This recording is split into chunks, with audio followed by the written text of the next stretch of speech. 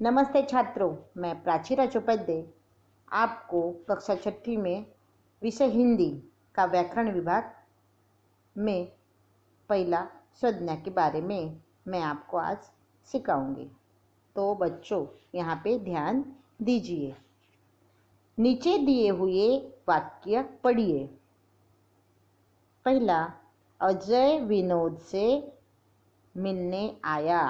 अजय विनोद से मिलने आया। सियार ने सिंह की नकल की। मैना गाती है। मेज पर पुस्तक रखी है। पांचवा, आज मैदान में बड़ी भीड़ होगी। छठा, उन दोनों में गहरी मित्रता थी। वह ईमानदारी नहीं छोड़ेगा। आठवां, बचपन लौटकर नहीं आता है। आपने ऊपर के वाक्यों में रेखांकित शब्दों पर ध्यान दीजिए। अभी देखो ऊपर वाक्य दिए हैं, उसमें हम रेखांकन किया है, जहाँ लाइन लगाई है उस पर ध्यान दीजिए। देखो पहले वाक्य में अजय और विनोद दो लड़के हैं, मतलब व्यक्तियों के नाम हैं। दूसरे वाक्य में सियार और सिंह ये दोनों पशु के नाम हैं। तीसरा वाक्य में मैना एक पक्षी का नाम है। चौथा में मेज और पुस्तक वस्तुओं के नाम है। मैदान एक स्थान का नाम है। भीड़ लोगों का समूह का नाम है। मित्रता और ईमानदारी भावों के नाम है।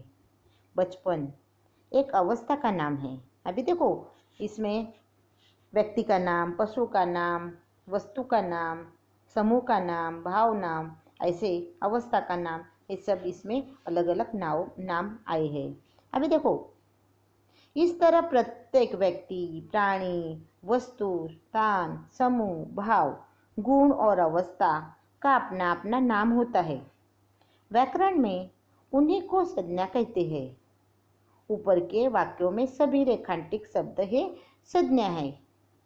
अभी देखो संज्ञा के बारे में हमने ये वाक्यों में संज्ञा कौन से है ये हमने बताया। अभी देखो इसकी व्याख्या देखेंगे। किसी व्यक्ति, पशु, पक्षी, वस्तु, स्थान, गुण, भाव या अवस्था के नाम को हम संज्ञा कहते हैं। फिर से आपको मैं व्याख्या बताती हूँ।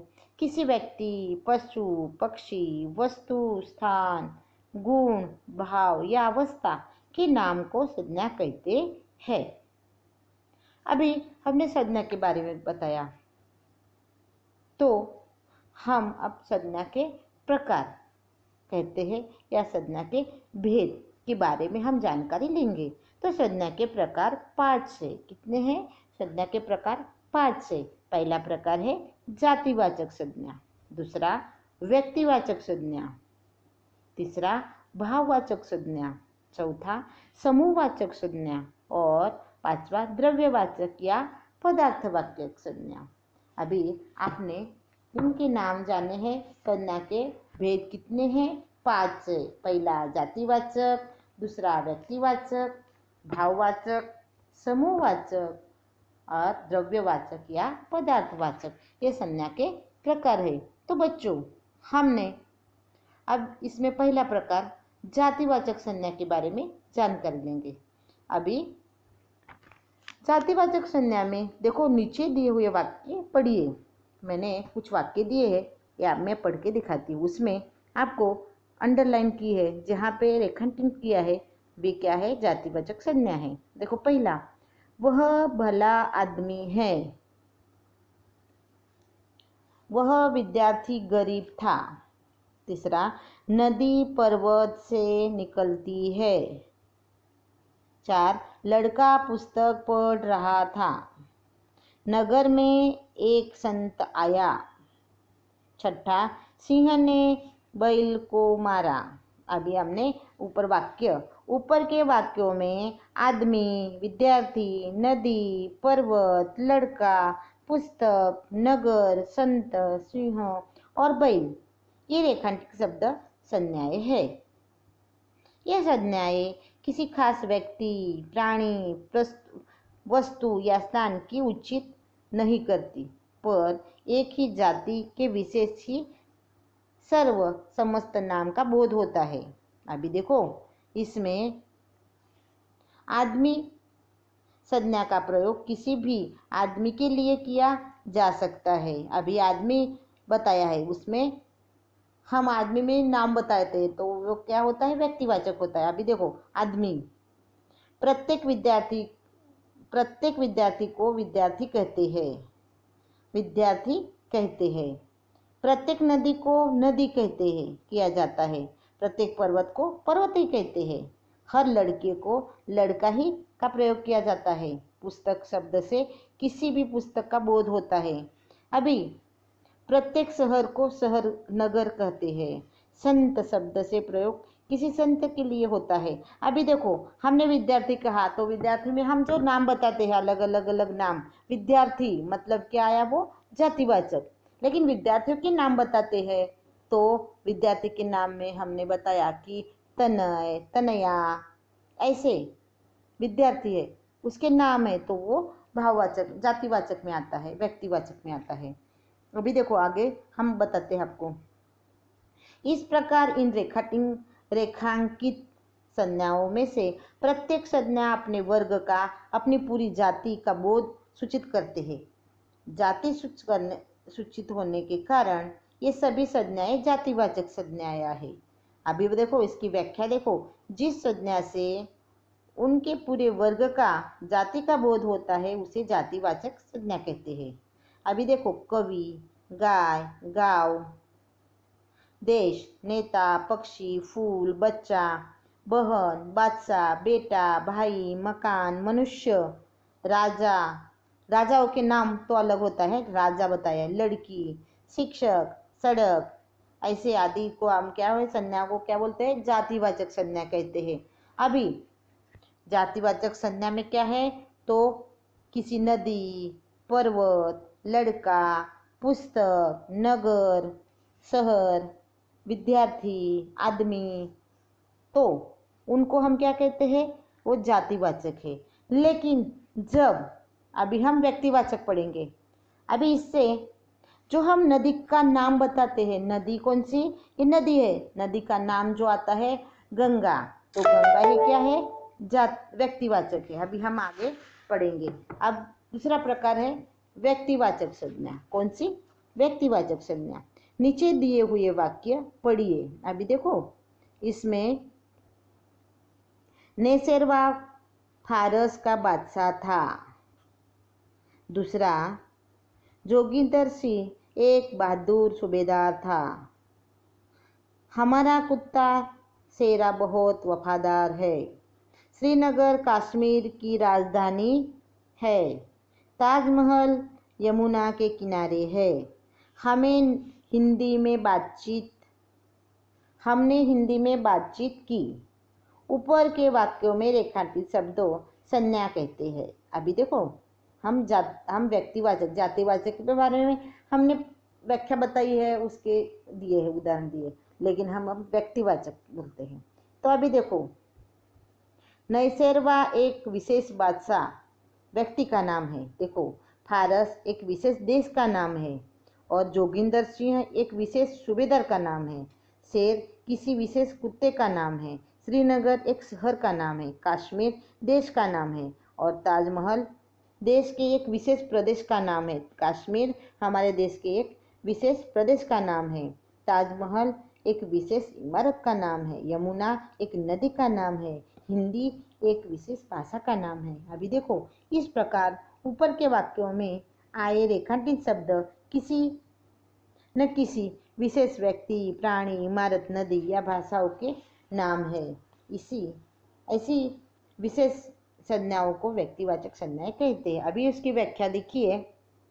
किसी विशेष व्यक्ति, पशु, पक्षी, वस्तु, स्थान, गुण, भाव या अवस्था के नामों को संज्ञा कहते हैं। अभी अकबर, अमेरिका, उसमें कुरान, गंगा, गोदावरी, बीरबल, भारत, महाराष्ट्र, मुंबई, नंतर रामप्रसाद, रामायण, सह्याद्री, हिमालय, ऐसे आदि को हम जातिवाचक संज्ञा कहते हैं। अभी तो बच्चों, अभी जातिवाचक और व्यक्तिवाचक में आपको क्या फर्क दिखाई देता है, जातिवाचक संज्ञा और व्यक्तिवाचक संज्ञा। अभी हम जब बोलते हैं कि नदी बहुत अच्छी है, नदी मतलब नदी बहुत अच्छी है, तो नदी है क्या है, यहाँ पे जातिवाचक है, जातिवाचक संज्ञा है। लेकिन जब हम गंगा बताते, गंगा बहुत अच्छी नदी है, बहुत अच्छी नदी है। अभी देखो, गंगा बहुत अच्छी नदी है, गंगा ये क्या है, व्यक्तिवाचक है, क्या है, व्यक्तिवाचक है। और नदी ये क्या है, जातिवाचक है, क्या है, जातिवाचक। आया ध्यान में। अभी लड़का, लड़का यहाँ पे लड़के के नाम आते हैं, नाम कोई भी हो नाम, इसे हम क्या बोलते हैं, यहाँ पे जातिवाचक, यहाँ व्यक्तिवाचक। ऐसे अलग अलग कोई भी विद्यार्थी, तो विद्यार्थी का नाम आता है वो व्यक्तिवाचक होता है। अभी फूल, फूल के क्या आया, जातिवाचक आया। लेकिन फूल का नाम बताया गुलाब, तो क्या होता है उसमें, गुलाब ये क्या है, उसमें व्यक्तिवाचक है। अभी जातिवाचक व्यक्तिवाचक के संज्ञा के बारे में जानकारी ली। अब हम तीसरा प्रकार भाववाचक संज्ञा के बारे में जानकारी लेंगे। अभी देखो, नीचे दिए हुए वाक्य पढ़िए। पहला, छात्रों में बड़ा उत्साह था। देखो, छात्रों में बड़ा उत्साह था। हमें अपने देश से प्रेम है, हमें अपने देश से प्रेम है। ईमानदारी सफलता की कुंजी है। तीसरा, शिक्षक ने पिताजी की प्रशंसा की, शिक्षक ने पिताजी की प्रशंसा की। अभी यहाँ देखो, यहाँ पे ऊपर के वाक्यों में रेखांकित शब्दों पर ध्यान दीजिए। जहाँ रेखांकित किया है उसमें देखो क्या क्या आया, उत्साह, प्रेम, प्रशंसा, ईमानदारी, ये सफलता, ये संज्ञाएं है। अभी देखो इसकी व्याख्या देखेंगे। भाव, गुण, अवस्था आदि आदि का हम केवल अनुभव कर सकते हैं, उन्हें देख या छू नहीं सकते। ऐसी संज्ञा को हम भाववाचक कहते हैं। अभी देखो, बचपन, प्रशंसा, प्रेम, ये हम क्या कर नहीं सकते, वो देख नहीं सकते और छू भी नहीं सकते, तो उसे भाववाचक संज्ञा कहते। देखो यहाँ पे ये संज्ञाएं किसी न किसी भाव, गुण या अवस्था का बोध कराती है। अभी भाववाचक की व्याख्या बताते हैं कि जिस संज्ञा से किसी प्राणी या वस्तु के किसी गुण, भाव या अवस्था का बोध होता है, उसे भाववाचक संज्ञा कहते हैं। इसमें देखो क्या क्या आएगा, उदाहरण, अपमान, आशा, आश्चर्य, आज्ञा, उदारता, क्रोध, खुशी, जवानी, तबीयत, दुख, दर्द, नफरत, प्यार, बुढ़ापा, मनोरंजन, मेहनत, सम्मान, दुख, हंसी, हिम्मत आदि के ये सभी को क्या बोलते हैं, हम भाववाचक कहते हैं। अभी आपको मैं एक उदाहरण देती हूँ। यहाँ पे मैंने एक फूल निकाला है, वो फूल है गुलाब का। अभी देखो, जो फूल है वो जातिवाचक है, क्या है, जातिवाचक संज्ञा है। अभी गुलाब है, गुलाब का नाम, वो कौन सा फूल है, गुलाब, तो गुलाब क्या है, गुलाब कौन सी संज्ञा है, तो व्यक्तिवाचक, क्या है, व्यक्तिवाचक संज्ञा है। और अभी गुलाब कैसा दिख रहा है, सुंदर, गुलाब कैसा है, सुंदर। अभी उसके रंग भी बता सकते हैं, रंग भी, इसमें रंग भी हो सकता है, तो भी वो जातिवाचक में आता है। सुंदर, सुंदर ये क्या है, भाववाचक है, क्या है, सुंदरता है। गुलाब कैसा है, सुंदर है। अभी देखो, कुत्ता बहुत ईमानदार है, कुत्ता बहुत ईमानदार है। अभी देखो, कुत्ता कैसा है, ईमानदार है, तो ईमानदार ये क्या है, भाववाचक है। अभी हमने भाववाचक के बारे में, भाववाचक संज्ञा के बारे में हमने जानकारी ली। अब हम अगला समूहवाचक देखिए। समूहवाचक, तो उसमें नीचे दिए हुए वाक्य पढ़िए। भीड़ तितर बितर हो गई। फिर आगे, चिटिया परिवार में रहती है, परिवार में रहती है। यह चाबिया का गुच्छा है। लड़कों की टोली रंग डाल रही है। अशोक ताश की गड्डी से आया। अशोक ताश की गड्डी ले आया। फिर पीछे से दूर दल ने हमला किया। अभी देखो ऊपर के वाक्यों में भीड़, दल, परिवार, गुच्छा, टोली, गड्डी, ये रेखांकित शब्दों किसी न किसी समूह को सूचित करता है। समूह मतलब एकत्रित होता है। सभी शब्दों को, संज्ञा को, व्यक्ति, वस्तुओं का समूह का सूचित करने के कारण समूहवाचक संज्ञा कहते। क्या है? समूहवाचक। अभी इसकी व्याख्या देखिए कि जिस संज्ञा से हम ही जाति के व्यक्ति का, वस्तु का, समूह का बोध होता है उसे समूहवाचक संज्ञा कहते। फिर से जिस संज्ञा से एक ही जाति के व्यक्ति या वस्तु के समूह का बोध होता है उसे समूहवाचक संज्ञा कहते। अभी देखो गिरोह, झुंड, ढेर, सभा, सम्मेलन, ये शब्द समूहवाचक संज्ञा है। तो हमने इसके वाक्य भी बताए, तो ये समूहवाचक है। पांचवा प्रकार है द्रव्यवाचक या पदार्थवाचक संज्ञा। कौन सी? द्रव्यवाचक या पदार्थवाचक संज्ञा। नीचे दिए हुए वाक्य पढ़िए। अभी देखो उसमें पहला, बच्चा दूध पीता है। दूसरा, यह ठंडा पानी है। तीसरा, रुई और ऊन से कपड़े बनते हैं। चौथा, यह गेहूं की रोटी है। सोना और चांदी कीमती धातुएं है। ये शुद्ध घी के लड्डू है। अभी देखो इसमें द्रव्य और पदार्थवाचक संज्ञा हम पढ़ते हैं। ऊपर के वाक्यों में रेखांकित शब्दों पर ध्यान दीजिए। अभी देखो दूध, पानी, रुई, ऊन, गेहूं, रोटी, सोना, चांदी, घी और लड्डू ये खाने पीने और पहनने की धातु के नाम है। ये विविध द्रव्यों के नाम है, इसलिए ये द्रव्य या पदार्थवाचक संज्ञा है। अभी देखो इसकी व्याख्या है, जिस संज्ञा से विविध द्रव्यों का बोध होता है उसे द्रव्य या पदार्थवाचक संज्ञा कहते हैं। फिर से, जिस संज्ञा से विविध द्रव्यों का बोध होता है उसे द्रव्य या पदार्थवाचक संज्ञा कहते हैं। दूसरा, उसमें दही, शरबत, शक्कर, औषध, मिट्टी, रेशम, कागज आदि द्रव्य या पदार्थवाचक संज्ञा है।